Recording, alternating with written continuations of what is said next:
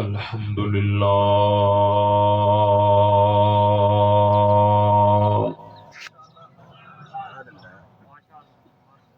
الحمد لله رب العالمين والعاقبة للمتقين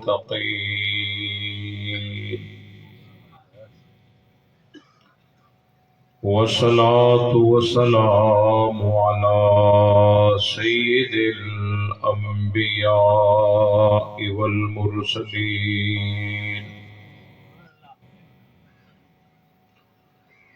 وعلى آله وأصحابه الطيبين الطاهرين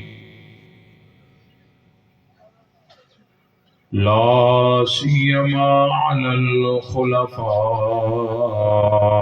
الراشدين المهديين ولعنة الله على أعدائهم الرافضين الكافرين المرتدين أما بعد فأعوذ بالله من الشيطان الرجيم بسم الله الرحمن الرحيم يا أيها الذين آمنوا أطيعوا الله وأطيعوا الرسول وأولي الأمر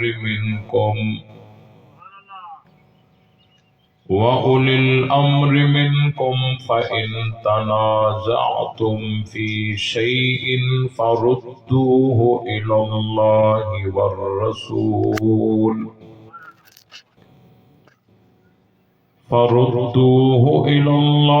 والرسول إن كنتم تؤمنون بالله واليوم الآخر ذلك خير وأحسن تأويلا صدق الله العظيم درود پاک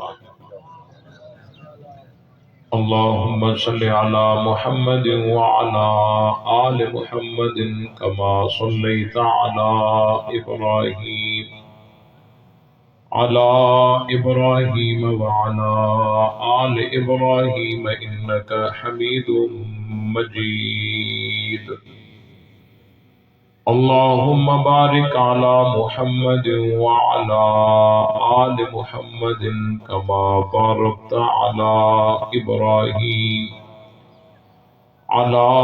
إبراهيم وعلى آل إبراهيم إنك حميد مجيد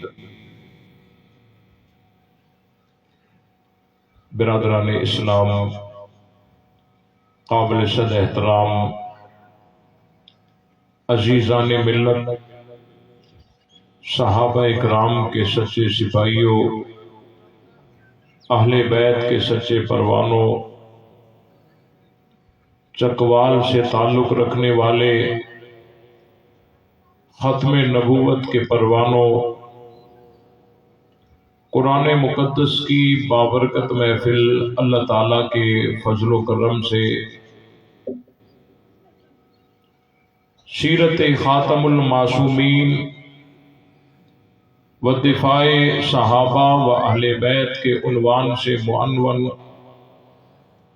دعا ہے کہ اللہ تعالیٰ اپنی بارگاہ میں قبول فرمائے اور جن ساتھیوں نے محنت کر کے اس پروگرام کا انعقاد کیا ہے اللہ تعالیٰ ان کی محنت کو قبول فرمائے۔ جو ساتھی دور دراز سے سفر کر کے اس محفل میں شریک ہوئے ہیں اللہ تعالیٰ ان سب کی حاضری کو شرف قبولیت سے نوازے اور ہم سب کو حق سمجھ کر اس پر عمل کرنے کی توفیق بخشے۔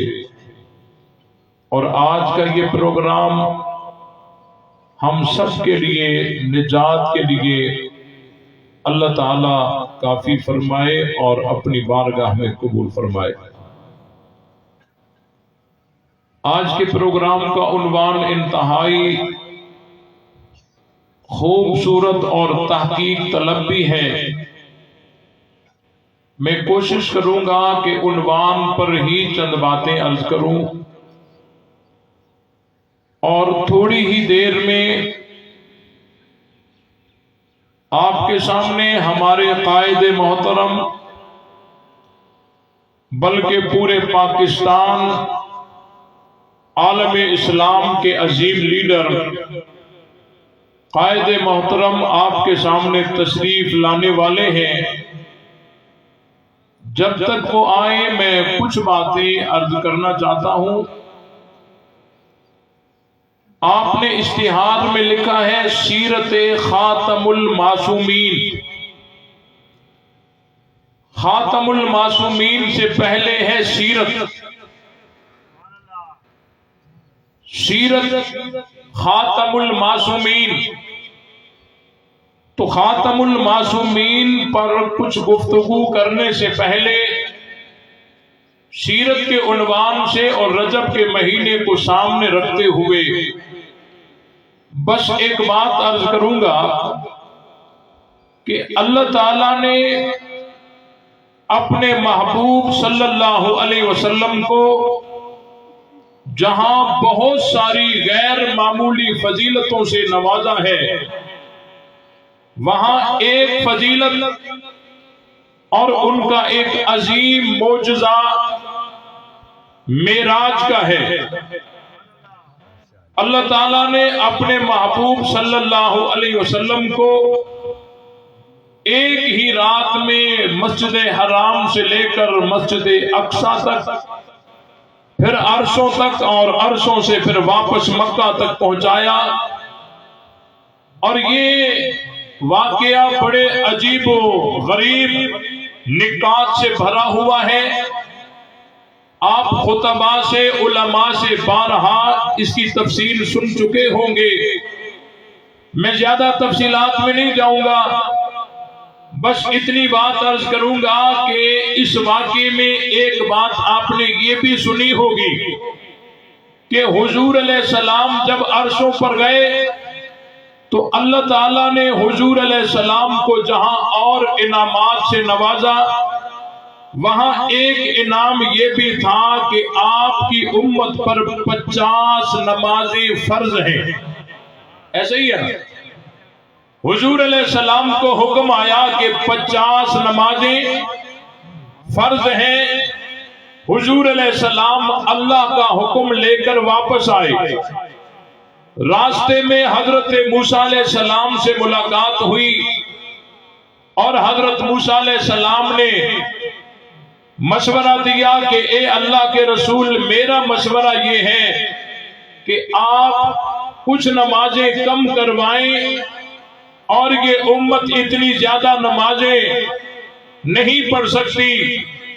حضور علیہ السلام حضرت موسیٰ علیہ السلام کے مشورے سے پھر واپس گئے، 5 نمازیں کم ہو گئی، 45 لے کر واپس آئے، پھر مشورے سے واپس گئے، 40 نمازیں ہو گئی، پھر واپس آ گئے، پھر مشورے سے واپس گئے، پھر 35 نمازیں ہو گئی، پھر واپس آ گئے، پھر مشورے سے واپس گئے، پھر 30 نمازیں، ایک چکر اور لگایا 25 نمازیں، ایک چکر اور لگایا 20 نمازیں، پھر 15 نمازیں، پھر 10 نمازیں، پھر 5 نمازیں۔ حضرت موسیٰ علیہ السلام نے پھر مشورہ دیا کہ آپ پھر جائیں اور کم کروائیں، لیکن حضور علیہ السلام نے فرمایا اب مجھے واپس جاتے ہوئے حیا آتی ہے، میری امت پڑے گی 5، اللہ 50 کا ثواب عطا کریں گے۔ یہ آپ نے علماء سے بارہا سنا ہے۔ میں یہاں ایک باریک نکتے کی طرف آپ کی توجہ کو لے جانا چاہتا ہوں کہ جب اللہ نے حکم کیا کہ 50 نمازیں، تو اللہ کے حکم کے آگے اگر کوئی سہولت کا راستہ پیش کیا جائے تو اس کو حکم کا رد کہنا نہیں کہتے، اللہ نے حکم کیا کہ 50 نمازیں، لیکن حضرت موسیٰ علیہ السلام کے مشورے سے حضور علیہ السلام واپس چلے گئے. ایک دفعہ واپس نہیں گئے بلکہ 9 دفعہ پیغمبر واپس گئے ہیں. دنیا کی کسی کتاب میں تاریخ کے اوراق کو پلٹ کر دیکھیے، کسی مذہب کے کسی مولوی نے، کسی مصنف نے ایسی کوئی بات نہیں لکھی کہ اللہ نے حکم کیا کہ 50 نمازیں اور پیغمبر ان کے آگے جا کر کچھ کم کرواتے رہے. تو گویا اللہ کے حکم کا رد کر دیا. کسی مذہب نے ایسی بات نہیں کہی، کسی مصنف نے ایسی بات نہیں کی. پتہ چلا کہ اگر آگے سے حکم آ جائے اور حکم کے جواب میں کوئی سہولت کا راستہ پیش کرے اسے رد کہتے. میں کچھ کہنا چاہتا ہوں، آپ میرے ساتھ بولتے چلیں گے تو میں سمجھوں گا. آپ میری بات سمجھ رہے ہیں کہ اگر حکم آ جائے، حکم کے جواب میں اگر کوئی سہولت کا راستہ پیش کیا جائے اس کو رد کہتے نہیں ہیں. ایک مثال معراج کے واقعے میں یہ نمازوں کی کمی کروانا ہے، اور دوسری مثال سورہ شعراء میں ہے کہ اللہ تعالیٰ نے حضرت موسیٰ علیہ السلام سے کہا وَإِذْ نَادَى رَبُّكَ مُوسَىٰ أَنِ ائْتِ الْقَوْمَ الظَّالِمِينَ قوم فرعون الا يتقون. حضرت موسیٰ علیہ السلام کو اللہ نے حکم کیا اے موسیٰ قوم فرعون کے پاس جا اور ان کو جا کے ڈرا. وہ کیوں نہیں ڈرتے؟ قال رب انی اخاف ان یکذبون ویضیق صدری ولا يمتلک لسانی فارسل الی ہارون. حضرت موسیٰ علیہ السلام نے آگے سے جواب میں عرض کیا اے میرے رب مجھے خوف ہے کہ یہ میری تکذیب کریں گے، اور دوسری وجہ یہ بتائی ویضیق صدری میرا سینہ تنگ ہوگا، اور تیسری وجہ یہ بتائی ولا يمتلک لسانی میری زبان نہیں پلٹے گی. اسی لیے آگے سے حضرت موسیٰ علیہ السلام نے یہی عرض کی فارسل الی ہارون، ہارون کو بھیجیے. اللہ فرماتے ہیں اے موسیٰ آپ جائیں. حضرت موسیٰ علیہ السلام آگے 2-4 عذر پیش کر کے کہتے ہیں ہارون کو بھیجیے. کسی نے یہ نہیں کہا کہ حضرت موسیٰ علیہ السلام نے رب کے حکم کو رد کر دیا ہے.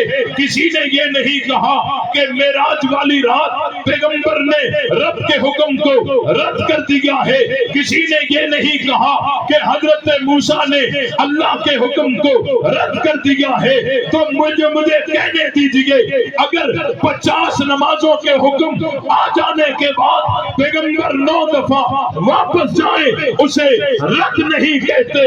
اگر رب کا حکم آ جائے حضرت موسیٰ کے جانے کا، حضرت موسیٰ کہتے ہارون کو بھیجیے، یہ رد نہیں کہتے. تو پھر آخری ایام میں پیغمبر نے جب کہا تھا کاغذ قلم لا دو تاکہ کچھ لکھ کر دوں، آگے سے فاروق اعظم نے کہا تھا حسبنا کتاب اللہ، ہمیں اللہ کی کتاب کافی ہے. تو یہ بھی حکم رسول کا رد.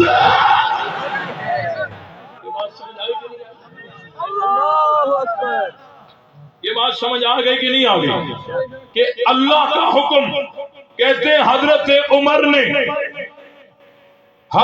عمر نے رسول کا حکم رد کیا، اور رسول کا حکم چونکہ اللہ کا حکم تھا تو گویا کہ فاروق اعظم نے اللہ کے حکم کو رد کیا. میں نے کہا بے وقوف ہو، تمہیں پتا نہیں کہ جب اللہ کا حکم آیا 50 نمازیں وہ تو ڈائریکٹ رب کا حکم ہے، درمیان میں کوئی واسطہ بھی نہیں ہے، راوی بھی نہیں ہے. پیغمبر سہولت کا راستہ 9 مرتبہ پیش کرتے ہیں. کوئی یہ نہیں کہتا کہ پیغمبر نے رب کے حکم کو رد کیا ہے. قرآن میں سورہ شعراء میں لکھا ہے حضرت موسیٰ کو حکم آیا وَإِذْ نَادَى رَبُّكَ مُوسَىٰ أَنِ ائْتِ الْقَوْمَ الظَّالِمِينَ. آگے حضرت موسیٰ کہتے ہیں فَأَرْسِلْ إِلَىٰ ہارون، ہارون کو بھیجیے. یہ رد نہیں ہے. تو حضرت عمر نے جو کہا کہ ہمیں اللہ کی کتاب کافی ہے، آپ تکلیف نہ کریں، ہمیں اللہ کی کتاب کافی ہے، تو فاروق اعظم کا یہ کہنا بھی رسول کے حکم کا رد۔ یہ بات سمجھ آ گئی؟ اب اگلی بات، حضرت فاروق اعظم نے کہا کہ ہمیں قرآن کافی ہے، ہمیں قرآن کہتے ہیں دیکھو جی قرآن کافی ہے، اس کا مطلب یہ ہے کہ حدیث کی ضرورت نہیں، یہ انکار حدیث ہو گیا۔ یہ کہتے ہیں اور اس میں شک ہے، اس میں شک ہے، شک نہیں یقین ہے کہ غلط بیانی ہے۔ کہتے ہیں کہ حضرت عمر نے کہا کہ قرآن کافی ہے۔ بھئی قرآن جب کافی ہے تو اس کا مطلب یہ ہے کہ حدیث کی ضرورت نہیں۔ تو دیکھو جی حضرت عمر نے انکار حدیث کر دیا، اور انکار حدیث کی بنیاد یہیں سے ہے۔ یہ اعتراض سمجھ آیا؟ یہ اعتراض سمجھ آیا؟ میں نے کہا دیکھو قرآن مجید میں ہے حسبنا اللہ ونعم الوکیل، ہمیں اللہ کی کتاب، ہمیں اللہ کافی ہے۔ کیا مطلب رسول کی ضرورت نہیں ہے؟ اللہ کافی ہے، کیا مطلب رسول کی ضرورت نہیں ہے؟ جب کہتے ہیں اللہ کافی ہے اس کے بعد بھی رسول کی ضرورت باقی ہے، تو قرآن کافی ہے اس کے بعد بھی حدیث کی ضرورت۔ اور مزیدار بات ایک ذہن میں آئی، یہ جو حضرت عمر پر اعتراض کرتے ہیں نا، ان کے مذہب کی بنیادی کتاب الجامع الکافی ہے۔ کافی اصول، بولو اصول کافی ہے، اصول کافی ہے۔ ہم پوچھتے ہیں تم جو کہتے ہو یہ کتاب اصول کافی ہے، کیا مطلب تہذیب الاحکام کی ضرورت نہیں؟ کیا مطلب الاستبصار کی ضرورت نہیں؟ کیا مطلب ملا یحضرہ الفقیہ کی ضرورت نہیں؟ کہتے ہیں جی یہ اصول کافی ہے لیکن ملا یحضر الفقیہ کی ضرورت باقی ہے۔ یہ اصول کافی ہے، تہذیب الاحکام کی ضرورت باقی ہے۔ یہ اصول کافی ہے، الاستبصار کی ضرورت باقی ہے۔ میں نے کہا یہ قرآن کافی ہے، حدیث کی ضرورت باقی ہے۔ یہ بات سمجھ آئی نا؟ اور ایک جملہ دے رہا ہوں، اگر ذوق ہے تو ایک جملہ دے رہا ہوں، اگر غار میں بیٹھنے والا محمد بن یعقوب کلینی کی لکھی ہوئی کتاب کے لیے کہے کہ ھذا کافی لشیعتنا، یہ ہمارے شیعوں کے لیے کافی ہے، تو کوئی شور نہیں مچتا، اور رب کے کلام کے لیے فاروق اعظم کہتے ہیں یہ کافی ہے تو شور مچ جاتا ہے۔ غار میں بیٹھنے والا محمد بن یعقوب کلینی کی کتاب کے لیے کہے کہ یہ کافی ہے تو وہاں شور نہیں مچتا، اور فاروق اعظم قرآن کے لیے کہہ دیں یہ کافی ہے تو شور مچ جاتا ہے۔ عجیب انصاف ہے۔ عرض کر رہا تھا آپ نے عنوان رکھا ہے سیرت خاتم المعصومین، اب میں نے سیرت پہ ایک بات عرض کر دی، اور یہ سیرت عنوان بہرے بے کنار ہے۔ آتے ہیں خاتم المعصومین پر۔ خاتم النبیین کا مطلب یہ ہے کہ نبیوں میں آخری نبی، خاتم المعصومین کا مطلب یہ ہے کہ معصومین میں سے آخری معصوم، پیغمبر کے بعد کسی معصوم نے آنا، بولو پیغمبر کے بعد کسی معصوم نے آنا نہیں ہے، تو آپ علیہ السلام خاتم المعصومین ہے، اور عصمت جو ہے یہ خاصہ نبوت ہے، نبوت کے علاوہ کہیں عصمت نہیں ملتی۔ تو حضرت امام الانبیاء خاتم المعصومین ہے، جو طبقہ پیغمبر کے بعد کہتا ہے ایک معصوم آیا وہ ختم نبوت کا ایک دفعہ انکار کرتا ہے، جو کہتا ہے پیغمبر کے بعد 2 मासूम आए, वो खत्म नबूवत का 2 मरतबा इनकारी है, जो 5 कहता है 5 मरतबा इनकारी है, जो 12-13 बताता है, वो खत्म नबूवत का 12-13 दफा इनकार करने वाला है। खातमुल मासूमीन के बाद कोई मासूम नहीं आएगा।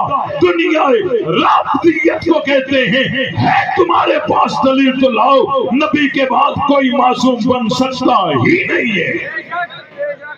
अब तवज्जो कीजिए, कहते हैं जी देखिए हमारे इमाम ये नायब हैं नबी के, इमाम नायब हैं नबी के, तो जिस तरह नबी मासूम तो नायब भी मासूम का नायब मासूम ही हो सकता है। इसीलिए इमाम नायब है नबी के, और जब नबी मासूम है तो उनके नायब को भी मासूम होना चाहिए। मैंने कहा एक उन्वान ये है कि मासूम का नायब मासूम होना अगर जरूरी है, तो मैं पूछता हूँ कि इमामुल अंबिया के नायब आइम्मा हैं, और आइम्मा के नायब फिर और मुज्तहिद होंगे और उलमा होंगे और मुज्तहिदीन होंगे, क्या वो भी मासूम हैं? इनके यहाँ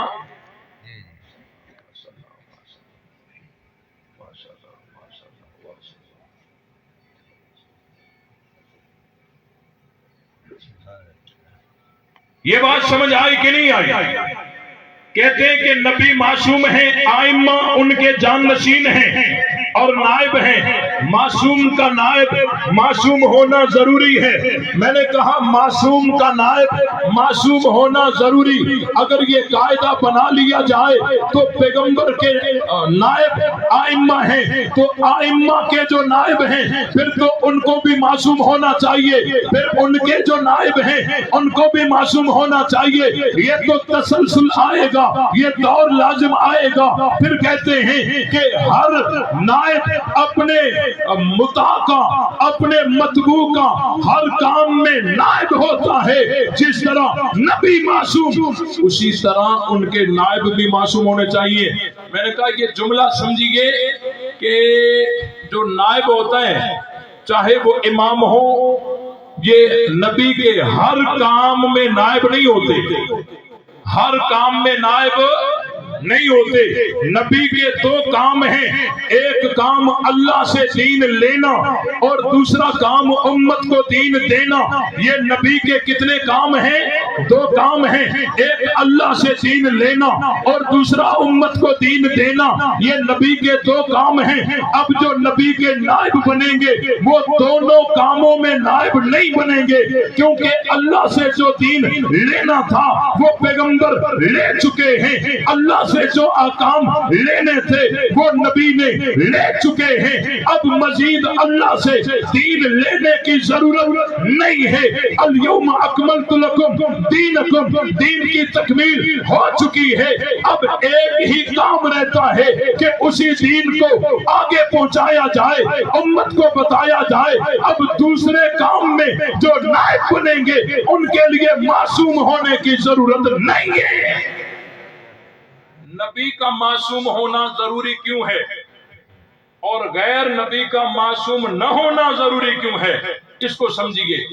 नबी का मासूम होना जरूरी इसीलिए है कि नबी जहां से दीन लेता है वो माखज हमारी नजरों से गायब है, वो हमारे सामने नहीं है। अगर वहां नबी मासूम न होता और जहां से ले रहा है वो माखज हमारी नजरों के सामने नहीं है, तो एहतमाल पैदा हो सकता है आया दीन लेने में कोई गलती तो नहीं हो गई, दीन लेने में कोई खता तो नहीं हो गई, दीन लेने में कोई रद्दो बदल तो नहीं हो गया।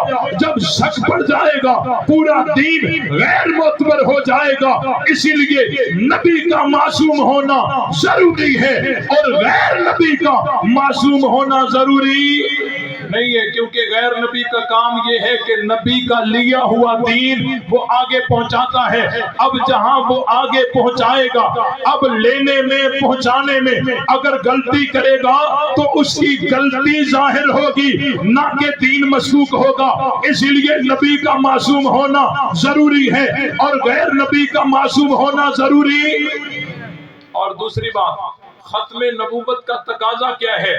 ختم نبوت کا تقاضا یہ ہے کہ جو صفات حضور علیہ السلام کی ہیں، جن صفات کے ساتھ حضور علیہ السلام اس دنیا میں مبعوث ہوئے، مثلا اللہ کے پیغمبر پہ وحی آتی ہے، اللہ کے پیغمبر کا انتخاب اللہ کرتے ہیں، نبی بنانے والا اللہ ہے، نبی بھیجنے والا اللہ ہے، نبی پہ وحی آتی ہے، نبی صاحب شریعت ہو، کتاب نازل ہوتی ہے، نبی کو بھیجنے والا اللہ ہوتا ہے، منصوص من اللہ ہوتا ہے، نبی معصوم ہوتا ہے، نبی مفترض الطاعت ہوتا ہے، نبی کو ماننا فرض ہوتا ہے، نبی کی تابعداری فرض ہوا کرتی ہے، نبی کا انکار کفر ہوا کرتا ہے۔ مجھے بتاؤ یہ شان نبوت کی ہے کہ نہیں؟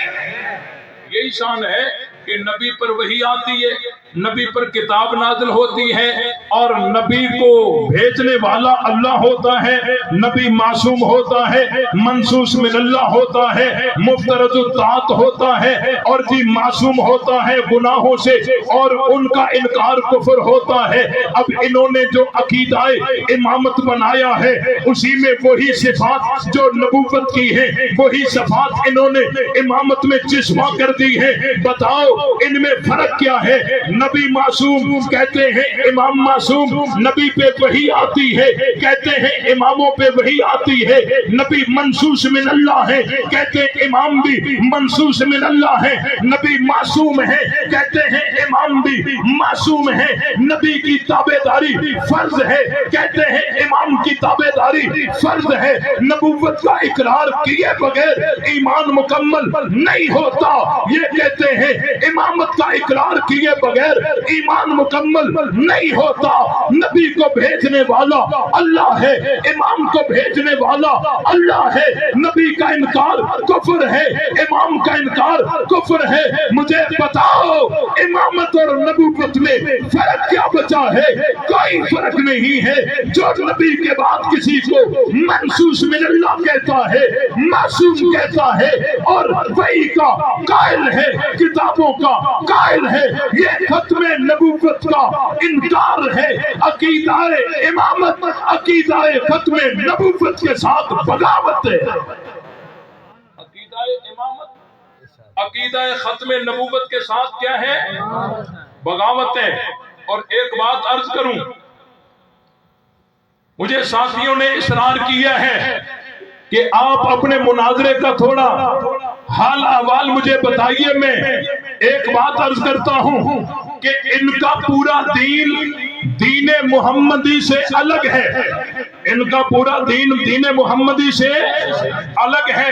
ہماری سند پیغمبر کے ساتھ متصل ہے کہ ہم جو بات کہتے ہیں، جو عقیدہ بتاتے ہیں وہ پیغمبر کے ساتھ متصل ہے، اور یہ جو عقیدے بتاتے ہیں یہ پیغمبر تک متصل نہیں ہے۔ ان کی روایت رکتی ہے امام جعفر صادق کے ہاں، ان کی روایت رکتی ہے امام محمد باقر کے ہاں، ہماری روایت چلتی ہے پیغمبر تک چلتی ہے، سند متصل ہے۔ ان کی سند متصل ہو سکتی جب ان کا پورا دین محمدی سے ہٹ کر ہے۔ تو مناظرے کا عنوان یہ تھا کہ تمہارا جو مذہب ہے شیعہ مذہب یہ دین محمدی ہے، اس کو ثابت کرو۔ مناظرہ طے ہو گیا۔ ہم جب تیاری کر رہے تھے لائبریری میں بیٹھ کر ان کے بڑے بڑے مناظرین کی کتابوں کو کھول کے ہم نے دیکھا کہ یہ جب اپنا پورا دین ثابت کریں گے، نبی سے ثابت کیسے کریں گے؟ ان کا پورا دین شریعت محمدی سے ہٹ کر ہے۔ ہم پوچھیں گے یہ عقیدہ رجت کہاں سے آیا؟ نبی نے تو نہیں بتایا۔ تولہ کہاں سے آیا؟ نبی نے تو نہیں بتایا۔ تبرہ کہاں سے آیا؟ نبی نے تو نہیں بتایا۔ عقیدہ امامت کہاں سے آیا؟ نبی نے تو نہیں नहीं बताया। जनाजे का तरीका कहां से आया, निकाह का तरीका कहां से आया, नमाज का तरीका कहां से आया। हमने इनकी बुनियादी किताबों को पढ़ा, हमने रिवायतों को देखा, संदों को देखा कि इनकी सनद इमाम जाफर सादिक तक ठहर जाती है, आगे नहीं जाती। हम तहकीक करते रहे कि इनके मजहब की जड़ कहां लगती है, किस उसूल पे इनका मजहब खड़ा है। बड़ी तहकीक के बाद हमारे सामने इनके मजहब का वो उसूल सामने आया जिस उसूल पर पूरे मजहब का बुनियाद है। वो उसूल ये है कि इमाम का कौल और इमाम का फैल, रसूल का कौल और रसूल का फैल समझा जाएगा। इमाम की बात नबी की बात की तरह हुज्जत, इमाम का कौल नबी के कौल की तरह हुज्जत। ये इनका उसूल है कि जी हम अपना अकीदा जब साबित करेंगे, यूं उसने सुना अपने उस्ताद से, उसने सुना अपने उस्ताद से, उसने सुना अपने उस्ताद से, उसने सुना इमाम मासूम से। अब मासूम तक जो बात पहुंच जाए, अब हमसे कोई सवाल न करे कि ये नबी से दिखाओ, हमसे कोई सवाल न करे कि कुरान से दिखाओ, क्योंकि हमारे मजहब का उसूल है कि मासूम का कौल, मासूम का फैल रसूल के कौल और फैल की तरह हुज्जत है। हम इस पे तहकीक कर रहे थे कि ये इमाम का कौल रसूल का कौल, इमाम का फैल रसूल के फैल की तरह हुज्जत, ये कैसे हो सकता है भाई? इमाम जाफर सादिक बेटे इमाम मोहम्मद बाकिर के, इमाम मोहम्मद बाकिर बेटे इमाम जैनुल आबिदीन के, इमाम जैनुल आबिदीन बेटे हजरत हुसैन के, हजरत हुसैन बेटे हजरत अली के। अब हजरत अली काला काला रसूलुल्लाह सल्लल्लाहु अलैहि वसल्लम तो कह सकते हैं, लेकिन इमाम जाफर सादिक कैसे कह सकते हैं काला काला रसूलुल्लाह सल्लल्लाहु अलैहि वसल्लम? दरमियान में इतना जब फासला भी हो, दरमियान में इतनी मुसाफत भी हो, हम तहकीक कर रहे थे। और इनके पूरे मजहब की बुनियाद इसी उसूल पर है। अकीदा इमामत किसने बताया? कहा इमामों ने बताया। तबर्रा किसने समझाया? इमामों ने समझाया। तवल्ला किसने बताया? इमामों ने बताया। ये रज्जत किसने बताई? कहा इमामों ने बताई। ये नमाज का तरीका किसने बताया? कहा इमामों ने बताया। ये जनाजे का तरीका किसने बताया? कहा इमामों ने बताया। ये निकाह का तरीका किसने बताया? कहा इमामों ने बताया। मैंने कहा आओ इसी उसूल पे जरा तहकीक करते हैं कि हर इमाम का हर कौल हुज्जत है। कहो जरा जबान से कहो, हर इमाम का हर कौल हुज्जत है इनके मजहब में, हर इमाम का हर फैल हुज्जत है इनके मजहब में। मैंने कहा आओ इसी उसूल पे बात करते हैं। अगर हर इमाम का हर कौल, हर इमाम का हर फैल हुज्जत है, तो बताओ तुम्हारे पहले इमाम कहते हैं अली है। मैंने कहा अली ने सिद्दीक के हाथ पे बैयत की है, अली ने सिद्दीक के पीछे नमाज पढ़ी है। ثم قام وتهيأ للصلاة وحضر المسجد وصلى خلف ابی بکر، حضرت علی نے صدیق کے پیچھے نماز پڑھی ہے۔ ثم تناول ید ابی بکر فبايعه، حضرت علی نے صدیق کے ہاتھ پہ بیعت کی ہے۔ آگے چلیے، رجال کسی میں لکھا ہے حضرت حسن نے، حضرت حسین نے حضرت معاویہ کے ہاتھ پہ بیعت کی ہے۔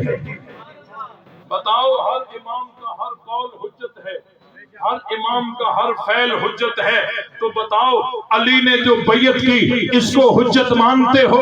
علی نے جو نماز پڑھی اس کو حجت مانتے ہو؟ کیا حسنین کریمین نے حضرت معاویہ کے ہاتھ پہ بیعت نہیں کی؟ کیا اس کو حجت تم مانتے ہو؟ یہ تمہارے عقیدے کے مطابق معصوم بھی ہیں، تمہارے عقیدے کے مطابق تمہارے امام بھی ہیں، حالانکہ حقیقت میں حضرت علی سے لے کر حضرت حسن عسکری تک یہ تمام کے تمام بزرگین اہل سنت تھے۔ ان کا नवाफिज के साथ कोई ताल्लुक नहीं है। इनका अकीदा सिद्दीक़ अकबर वाला था, इनका नजरिया फारूक आजम वाला था। ये उसी दीन पे थे जिस दीन पे पैगंबर ने सहाबा को चलाया है, लेकिन इन्होंने मसनूई अकीदा बनाया है।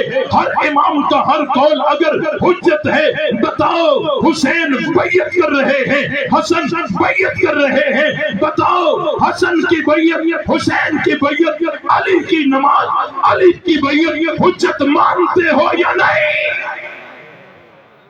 अगर ये हुज्जत मानते हैं तो मरते हैं, इनकार करते हैं तो बुनियाद खत्म होती है। पूरे मजहब की बुनियाद भी तो इसी पर थी ना।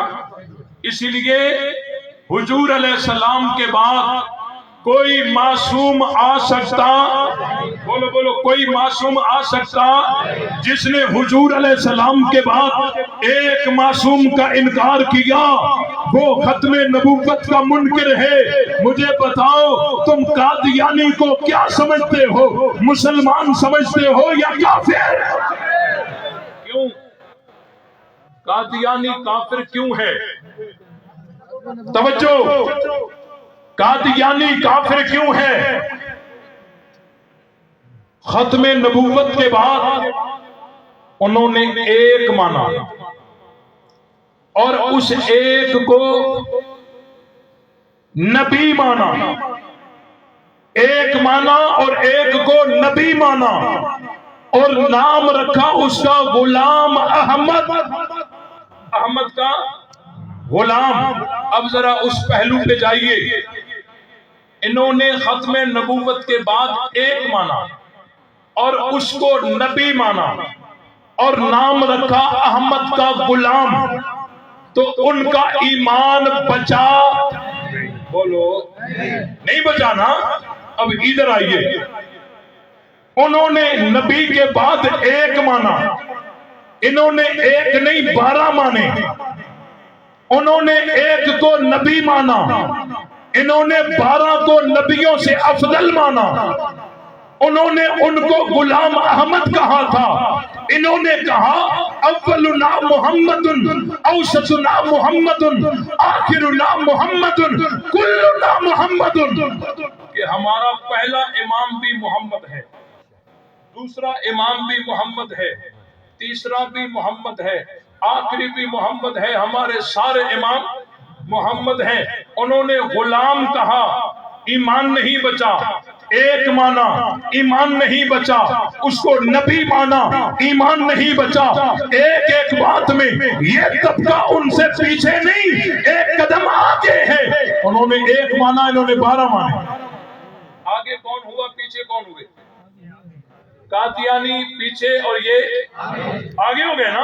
उन्होंने एक माना, इन्होंने, बोलो। अब उन्होंने एक को नबी माना, इन्होंने 12 को नबियों से अफजल माना। कादियानी पीछे और ये, बोलो, आगे हो गए ना। आगे तीसरी बात, उन्होंने एक को अहमद का गुलाम कहा, इन्होंने सबको मोहम्मद कहा। कादियानी पीछे, ये आगे। मुझे बताओ, अगर कादियानी का ईमान नहीं बच सकता तो इनका ईमान बच सकता है? बात खुली है। जो खत्मे नबूवत के उन उन्वान पर इनको सटेजों पे लाते हैं, अपनी पॉलिसी पे नजर सानी करे। शाह वलीउल्लाह कोई छोटा नाम नहीं है, वो हिंदुस्तान का, हमारे अकाबरीन का वो ऐसा चमकता सितारा है जिनका लोहा आज तक उलमा मानते हैं। उन्होंने वाज़ेह अल्फाज में लिखा है, अकीदाए खत्मे नबूवत, अकीदाए इमामत, अकीदाए खत्मे नबूवत के साथ बगावत है। वो जब काफिर हैं तो ये मोमिन कैसे? बात समझ आई कि नहीं आई? लेकिन आसान सी मिसाल है, उन्होंने एक माना, 12 माने। انہوں نے نبی مانا، نبیوں سے افضل مانے. یہ باتیں ایسی ہیں کہ اب دلائل دینے کی ضرورت نہیں ہے، وہ خود اپنی زبان سے سٹیجوں پہ ایسی باتیں کہنے لگ گئے ہیں. اور اس کے بعد انہوں نے اس کو غلام احمد کہا، انہوں نے سب کو محمد کہا، تو یہ سب سے آگے ہیں. اس لیے جو ختم نبوت کا عنوان ہے، ان کے عنوان اس عنوان کے ساتھ روافض کا دور کا بھی واسطہ نہیں ہے. یہ ختم نبوت کے منکر ہیں، 12 دفعہ منکر ہیں. ہمارے اکابرین نے واضح الفاظ میں لکھا ہے یہ ختم نبوت کے منکر ہیں. قرآن مجید کی کوئی ایک آیت بھی پیش نہیں کر سکتے جو اماموں کو معصوم ثابت کر سکے. بڑی مایا ناز دلیل ان کی توجہ. یہ میں نے توجہ، میں نے یہ اعلان کیا کراچی میں 1.5 سال پہلے میں نے یہ اعلان کیا تھا، اور وہ یہ تھا کہ آئے روز اصحاب رسول کی توہین تبرہ بازی جب عام ہوئی اور حکومت ایکشن نہیں لے رہی تھی، اس وقت ان حالات کو سامنے رکھ کر میں نے یہ چیلنج دیا تھا. میں نے کہا تھا میرا چیلنج صحابہ کے دشمن کو ہے، میرا چیلنج صدیق اکبر کے دشمن کو ہے، میرا چیلنج فاروق اعظم کے دشمن کو ہے. میں نے واضح الفاظ میں کہا تھا کسی طبقے کسی فرقے کا نام لیے بغیر میں نے کہا تھا میرا دشمن صحابہ کے چیلنج صحابہ کے دشمن کو ہے. آئے میرے سامنے بیٹھ کر اپنا ایمان ثابت کرے. یہ چیلنج آن دی ریکارڈ ہے. میں نے چیلنج دیا، کسی فرقے کا نام لیا، کسی مذہب کا نام لیا نہیں تھا. اس چیلنج کے جواب میں ایک ذاکر میدان میں آیا اور اس نے کہا کہ یہ چیلنج ہمارے مذہب کو ہے اور ایک ہمارے شیعہ کو ہے، اسی لیے میں اس چیلنج کو قبول کرتا ہوں. میں نے کہا شکر ہے اس بات کو تو اس نے تسلیم کر لیا کہ صحابہ کا دشمن یہی طبقہ ہے. صحابہ کا دشمن یہی وہ پوائنٹ ہے جس پر اس کے مذہب کے بڑے بڑے مناظرین نے اس کو ٹوکا ہے. بے وقوف ہے تو، تیرے مذہب کا کسی نے نام نہیں لیا. انہوں نے تو کہا تھا میرا دشمن، میرا چیلنج صحابہ کے دشمن کو ہے. تو نے چیلنج قبول کر کے چلو یہ تو مطلب صاف کر دیا نا کہ صحابہ کا دشمن کوئی اور ہو سکتا نہیں، صحابہ کا دشمن اگر ہے تو یہی مذہب ہے. ایک بات تو حل ہو گئی، یہ بات تو حل ہو گئی. اس نے کہا کہ مناظرہ ہم کریں گے. دستخط ہو گئے، اور جب دستخط کرنے آیا میں نے اپنے نمائندے بھیجے ہوئے تھے درمیانی جگہ پر. دستخط کرتے وقت وہ آج بھی موجود ہے میرے پاس. اپنے نام کے ساتھ کہنے لگا مجھے شیخ المناظرین لکھو. کیا لکھو؟ شیخ المناظرین، مجھے شیخ المناظرین لکھو. اپنے منہ سے اپنے آپ کو بٹھو کہہ رہا تھا مجھے شیخ المناظرین لکھو. لکھا گیا. کہنے لگا میں نے تمام مذاہب پر پی ایچ ڈی کی ہے اور کم سے اجتہاد کا کورس میں نے مکمل کیا ہے. میں مجتہد ہوں، کم کا فارغ ہوں. جس کم پر تمام رافضیت کو ناز ہے، ہم نے کہا ہمارے شیر نے پہلے بھی کہا تھا کہ آؤ ہم کم میں جا کر ان کے کتب خانوں سے کتابیں نکال کر اگر تمہیں کافر ثابت نہ کریں تو ہماری سزا گولی ہے. آج وہی کا بندہ مجھے ملا ہے. آؤ میں نے کہا لے آؤ ان کو میدان میں. مناظرہ طے پایا، دستخط ہو گئے. اب اس نے ایک واٹس ایپ گروپ بنایا اپنوں کا، اور اس میں مشاورت کر رہا تھا کہ مناظرے میں کیا کہیں، کہاں سے بات شروع کریں. یہ واٹس ایپ گروپ اس لیے بنایا گیا ہے تاکہ آپ مجھے مشورہ دیں، ہم ایک دوسرے کو اپڈیٹ دیتے رہیں. وہ سمجھ رہا تھا کہ ہمارے واٹس ایپ گروپ میں سارے کے سارے انہی کے مذہب کے ہیں. لیکن اتفاق سے ہمارے بھی نوجوان اسی گروپ میں شامل تھے. اب ہوا یہ کہ جیسے اس نے یہ گروپ بنایا، ان کے بڑے بڑے ذاکرین مناظرین وہ اس کو روک رہے تھے کہ بے وقوف تو ہمارے مذہب کا خانہ خراب کروائے گا، ہمارے مذہب کا بیڑا غرق کروائے گا۔ وہ ریکارڈنگیں ہمارے پاس آج بھی موجود ہیں، اور انہوں نے کہا کہ اس کے ساتھ مناظرہ تو نے کرنا نہیں، تو نے اور جو مناظرے کیے ہیں یہ مسجدوں کے اماموں کے ساتھ کیے ہیں، یہاں جو تو نے مناظرہ رکھا ہے تجھے پتا نہیں یہ کون ہے، اس لیے ہمارے مذہب کا خانہ خراب کروائے گا، بیڑا غرق کروائے گا، تو نے مناظرہ نہیں کرنا۔ اب یہ ساری اپڈیٹ ہمیں پہنچی، اور ان کے پورے گروپ میں جو تھا وہ ایک خوف سا طاری تھا، اب کیا کریں، مناظرہ تو رکھ دیا ہے۔ کسی سمجھدار نے ان کو مشورہ دیا کہ مناظرے سے بچنے کا ایک ہی طریقہ ہے، وہ طریقہ یہ ہے کہ آپ مناظرے کی تشہیر کریں، جتنی زیادہ تشہیر کریں گے، چلو چلو مناظرہ مناظرہ، تو حکومت کو پتہ چل جائے گا، وہ رکاوٹ پیدا کر دے گی، عزت بچ جائے گی، ہم کہیں گے ہم تو تیار تھے لیکن پولیس آنے نہیں دے رہی تھی۔ سمجھا؟ انہوں نے تشہیر شروع کر دی، اور اتفاق سے قدرتی طور پر ہم جب شرائط طے کر رہے تھے اس وقت ہم نے ان سے طے کر دیا تھا کہ اگر انتظامیہ آ جاتی ہے، مجمع جمع ہو جاتا ہے، ہمارے پاس 3-4 جگہیں مخفی جگہ پر وہ ہوں گی اور مناظرہ ہر صورت میں ہوگا۔ انہوں نے کہا ہم اس پہ ایگری ہیں۔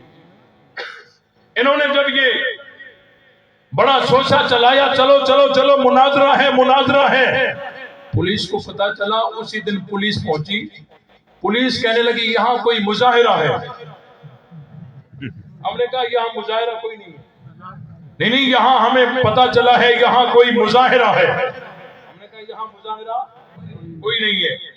اب ہماری جو مناظرے کی جگہ تھی وہ تو کہیں دور تھی، وہ پولیس کو بھی پتا نہیں تھا، عوام کو بھی پتا نہیں تھا۔ آگے سے وہ شیعہ ذاکر وہ رابطہ کرنے لگا، کیا تمہارے پاس پولیس نہیں پہنچی؟ نہیں، ہمارے پاس تو کوئی ماحول ہی نہیں ہے، جہاں مناظرہ کرنا تھا وہ تو بالکل سیف جگہ تھی، وہاں کوئی مسئلہ نہیں، آپ آ جائیں۔ ادھر ادھر کہتے ہمیں پولیس نکلنے نہیں دیتی، آنے نہیں دیتی۔ مجھے حضرت فاروقی صاحب نے کہا تھا کہ یہ نہیں آئیں گے۔ میں نے کہا حضرت یہ کیسے آپ کہہ رہے ہیں، وہ دستخط کر کے گئے، کیسے نہیں آئیں گے؟ انہوں نے کہا یہ میری بات لکھ دو، وہ نہیں آئیں گے۔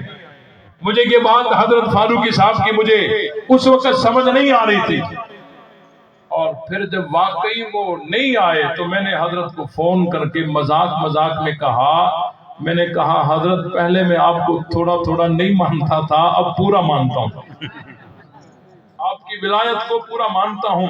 بہرحال اس نے رابطہ کیا، مناظرہ ہم کرنا چاہتے ہیں لیکن پولیس نکلنے نہیں دیتی۔ ہم نے کہا کوئی دوسرا دروازہ اختیار کرو، دوسری گلی سے نکل آؤ، کہتے نہیں مناظرے کے لیے شکارپور چلتے ہیں۔ ہم نے کہا جس گلی سے شکارپور چلنے کے لیے تم نکل رہے ہو اسی گلی سے خیرپور کے لیے کیوں نہیں؟ جگہ طے تو یہاں ہوئی تھی نا۔ وہ چلتے چلتے انہوں نے ایک نمائندے سے بات کرتے ہوئے بڑی کوشش کی کہ مناظرہ مؤخر ہو جائے، مناظرے کی تاریخ بدل جائے۔ میں نے کہا نہیں، مناظرہ آج ہی ہوگا، اسی تاریخ میں ہوگا۔ ہم یہ کر سکتے ہیں 1 گھنٹہ انتظار کرتے ہیں، 2 گھنٹے انتظار کریں گے، عصر تک، مغرب تک، عشاء تک رات بیٹھیں گے، لیکن مناظرہ آج ہی ہوگا۔ ہم دیکھیں گے یہ کیسے اپنے مذہب کو دین محمدی ثابت کرتا ہے۔ آخر میں اس نے کہا کہ ہم آدھے گھنٹے میں مشورہ کر کے آپ کو بتاتے ہیں، اور وہ 4 تاریخ تھی، آج 13 تاریخ ہے۔ آدھے گھنٹے کا ٹائم لیا تھا لیکن مشورہ ابھی تک ان کا جاری ہے۔ میں نے انٹرویو ریکارڈ کر کے میں نے کہا یہ عنوان تمہارے مذہب پہ قرضہ ہے، یہ عنوان تمہارے مذہب پہ قرضہ ہے، قرضہ تمہارے مذہب پہ قرضہ ہے، چیلنج قبول کرنے کے لیے سب سے پہلے اپنی حیثیت کو دیکھنا چاہیے تھا، لیول کو دیکھنا چاہیے تھا۔ آؤ اگر کسی نے شوق پورا کرنا ہو، آج بھی کہتا ہوں یہی عنوان تمہارے مذہب پہ قرضہ ہے۔ ہم یہ عقیدہ رکھتے ہیں صحابہ پہ پاکنے والا، صدیق اکبر کو گالیاں دینے والا، اصحاب رسول پہ تبرہ بازی کرنے والا وہ نبی کا دین حاصل کر سکتا نہیں ہے، اور الحمدللہ آج تک یہ آئے نہیں، آئیں گے بھی نہیں، ان کے پاس ہے ہی نہیں۔ اس لیے میرا اس میں کوئی کمال نہیں ہے، آپ کی دعائیں تھی، اللہ نے مدد کی ہے، میں تو ناقص ہوں، یہ آپ کی دعائیں اللہ کی مدد تھی۔ آج بھی میں رب پہ بھروسہ کر کے کہتا ہوں اصحاب رسول کی عزت و عظمت کا دامن تھامے ہوئے ہیں، انشاءاللہ جس موڑ پہ بھی آئے گا منہ کی کھا کر جائے گا۔ ہم صحابہ کے ماننے والے ہیں، جب تک جان میں جان ہے اصحاب رسول کی عزت و عظمت کے نعرے لگاتے رہیں گے۔ تمام ساتھی ساتھ دو گے، صحابہ کا دفاع کرو گے، دشمنان صحابہ سے بائیکاٹ کرو گے، تو جرت اور غیرت کے ساتھ جواب دیجئے نبی سے کلمہ سیکھنے والے کون؟ سارے نہیں ماننے والے، سارے نہیں ماننے والے، بولو سارے نہیں ماننے والے۔ بیٹھ کر اٹھنے کا میں نے کسی کو نہیں کہا۔ کہنے والے کہتے ہیں جی یہ لوگ جو ہے نا یہ صحابہ اتنی کرتے ہیں، اللہ رسول کا تذکرہ بھی اتنا نہیں کرتے جتنا یہ صحابہ کرتے ہیں۔ معاذ اللہ، یہ صحابہ کو کیا پتا اللہ رسول سے بھی اونچا سمجھتے ہوں۔ میں نے کہا تم سمجھے نہیں، یہ کیا ہے؟ قرآن مجید ہے نا، اور یہ کیا ہے؟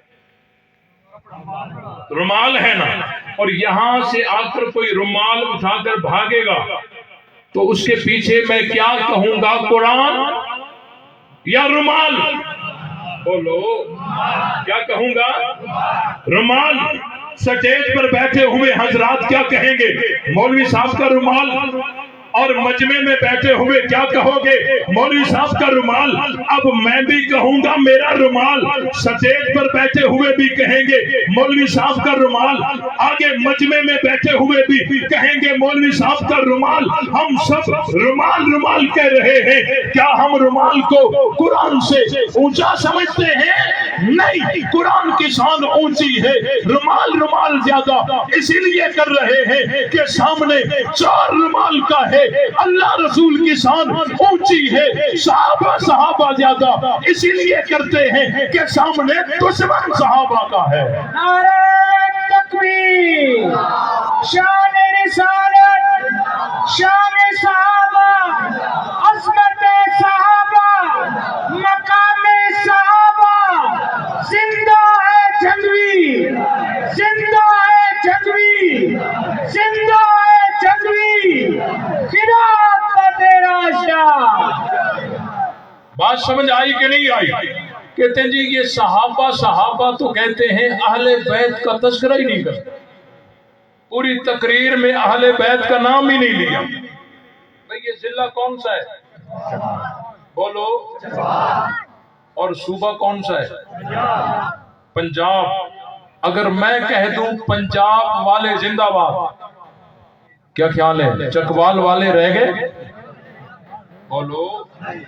اب اگر کوئی کہے کہ مولوی صاحب نے چکوال کا تذکرہ ہی نہیں کیا، پورے پنجاب کو زندہ باد کہا، لیکن چکوال والوں کے ساتھ مولوی صاحب کی بڑی دشمنی تھی، مجھے بتاؤ یہ بے وقوف ہے یا نہیں؟ مجھے ایک آدمی ایسا بتاؤ جو ضلع چکوال کا تو ہو لیکن صوبے پنجاب کا نہ ہو، ضلع چکوال کا ہو لیکن صوبے پنجاب کا نہ ہو، کوئی ایک آدمی۔ دیکھو کوئی بوڑھا چھوڑا نہیں ہے۔ میں نے کہا اس وقت کوئی ایک ایسا اہل بیت دکھاؤ جو اہل بیت تو ہو لیکن صحابی نہ ہو، اہل بیت تو ہو لیکن صحابی نہ ہو۔ ہم کہتے ہیں صحابہ زندہ باد۔ کیا حضرت عائشہ اہل بیت ہیں یا نہیں؟ کیا پھر وہ صحابیہ نہیں ہے؟ حضرت علی اہل بیت ہے نا، کیا پھر وہ صحابی نہیں ہے؟ حضرت فاطمہ اہل بیت ہے نا، کیا پھر وہ صحابیہ نہیں ہے؟ حضرات حسنین کریمین اہل بیت ہے نا، کیا پھر وہ صحابی نہیں ہے؟ ہم جو کہتے ہیں شان صحابہ زندہ باد، کیا حضرت عائشہ رہ گئی؟ کیا حضرت علی رہ گئے؟ کیا حسنین کریمین رہ گئے؟ کیا حضرت فاطمہ رہ گئی؟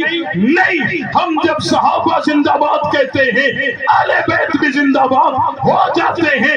اسی لیے جرأت اور غیرت کے ساتھ جواب دے کر دشمن کو بتا دیں، ہتھکڑی پہن کر بھی، جیلوں میں جا کر بھی، تختے دار پر چڑھ کر بھی ہم ڈرنے والے نہیں ہیں۔ آج بھی کہتے ہیں نبی سے کلمہ سیکھنے والے کون؟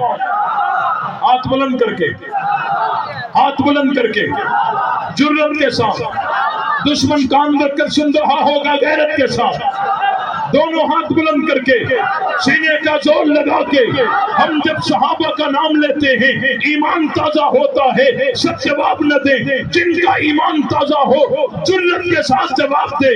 نبی سے کلمہ سیکھنے والے، نبی سے اذان سیکھنے والے، نبی سے قرآن سیکھنے والے، نبی سے دین سیکھنے والے، نبی سے شریعت سیکھنے والے، نبی سے قرآن پڑھنے والے، نبی بدر میں تو ساتھ، اور زور سے، اور زور سے، اور زور سے، نبی بدر میں تو ساتھ، نبی عہد میں تو ساتھ، نبی حنین میں تو ساتھ، نبی احزاب میں تو ساتھ، نبی عرفات میں تو ساتھ، نبی مینا میں تو ساتھ، نبی مکے میں تو ساتھ، نبی مدینے میں تو ساتھ۔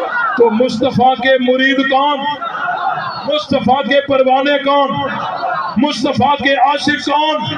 مصطفیٰ کے جان نثار کون؟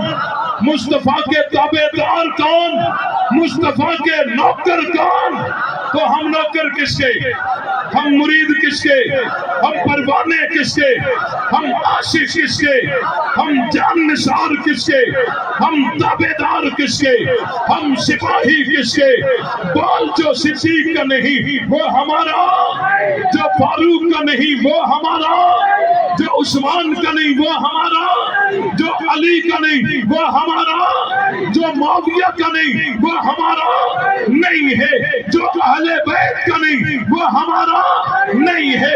لے شوق سے نام صحابہ کا، کر چرچا عام صحابہ کا، گر طلب ہے تجھ کو جنت کی تو پلہ تھام صحابہ کا، حق بات پر کرتی ہے تو کٹ جائے زباں میری، اظہار تو کر دے گا جو چپکے گا، لہو میرا فنا فی اللہ کی تہ میں بقا کا راز مضمر ہے، جسے مرنا نہیں آتا اسے جینا نہیں آتا۔